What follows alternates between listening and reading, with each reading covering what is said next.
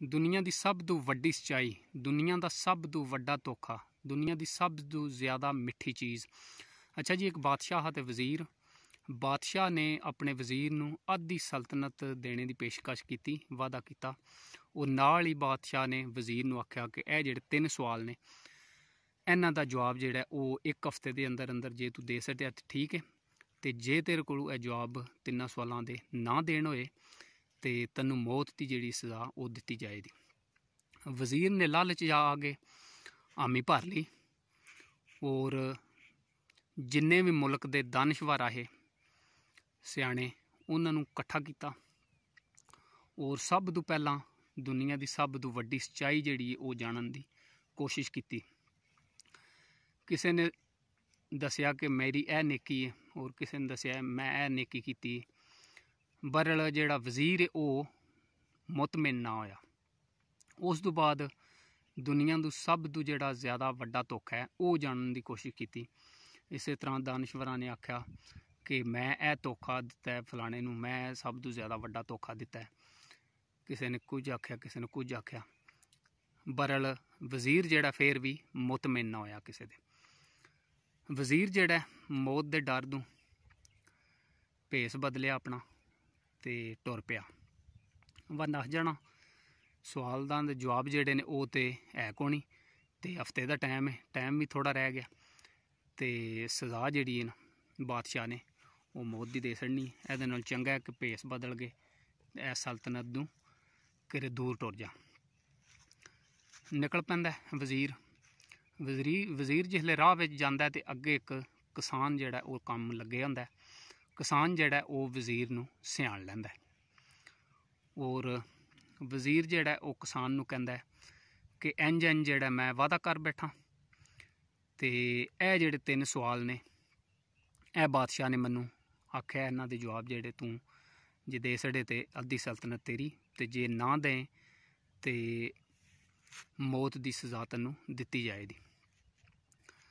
किसान ने आख्या बह जा, जे तू नसिया तो बादशाह ने जिहड़ा अपने जसूसां के जरिए तैनूं किरू ना किरू ढूंढ लियावना और फड़ के तैनूं मौत की सज़ा दे छड़नी।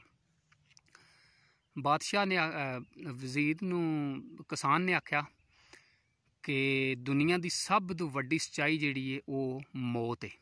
पहले सवाल का तेरा जवाब है। और दुनिया का सब तो वड्डा जिहड़ा धोखा है वो जिंदगी है। 2 सवालों के जवाब दे गए तो किसान कहंदा है मैं तैनूं अगर 3 सवालों के जवाब दे छड़े तो मन्नू के लब्भे दा मन्नू क्या फायदा। वज़ीर कहंदा है कि तैनूं जिहड़ा 20 घोड़े दां दा मैं ते नाल स्टबल जिहड़ा ओहदा निगरान भी बनावांगा। बरल किसान ने ना कर छड़ी, उन्हें आख्या नहीं। वज़ीर जिहड़ा उठ के चला, क्योंकि वज़ीर ने समझा हुआ जी ना यदि अद्धी सल्तनत दे हाब देखदा पिया कि अद्धी सल्तनत जिहड़ा वो मन्नू भी लब्भे, जिहड़ा मन्नू हिस्सा लब्भना। इस वास्ते वज़ीर जिसले उठ के चला तो किसान ने आख्या कि तू हुण ते टुर जेदा, बरल बादशाह ने तैनूं अपने जसूसां के जरिए किसी ना किसी तरीके नाल ढूंढ के लिया के सज़ा जिहड़ी मौत की देनी है। इस वास्ते चंगा जिहड़ा वो तू ना जा, बह जा। वज़ीर नूं समझ आ गई कि वाकई ये गल तो सही कर रहा। वज़ीर बह गया तो वज़ीर नूं जिहड़ा ना सोच आई कि सल्तनत जिहड़ी वो अद्धी अद्धी भी कर ली तो फिर भी ठीक है। सवाल का जवाब जिहड़ा ना दोवां दे ते मैं मुतमिन हाँ, तो त्रीजे के सवाल का जवाब लभ जे तो अद्धी अद्धी सल्तनत असीं कर लांदे। वज़ीर ने आख्या कि अद्धी सल्तनत जिहड़ी मैनूं लभनी उहदे विचों जिहड़ी अद्धी सल्तनत भी मैं तैनूं देना, तो सवाल का जवाब जिहड़ा दे। इतने चिर च प्याले च दुध पिया थोड़ा जिहा ते कुत्ता आ जांदा है। कुत्ता जिहड़ा वो दुध पी के ते थोड़ा जिहा विच दुध रह जांदा है, ते ओह कुत्ता परां टुर जांदा है। किसान उहदे मूँह वल तकदा है ते किसान जिहड़ा वो कहंदा है कि मैं अद्धी सल्तनत नहीं लैंदा, तू यह जिहड़ा दुध बचया यह पी जा, तो मैं तेरे जिहड़े सवाल का जवाब है वो तैनूं त्रीजे सवाल का जवाब वो दे सकदा। एक बारी तो झटका लगा वजीर नूं, बरल उधरों मौत का भी डर आ।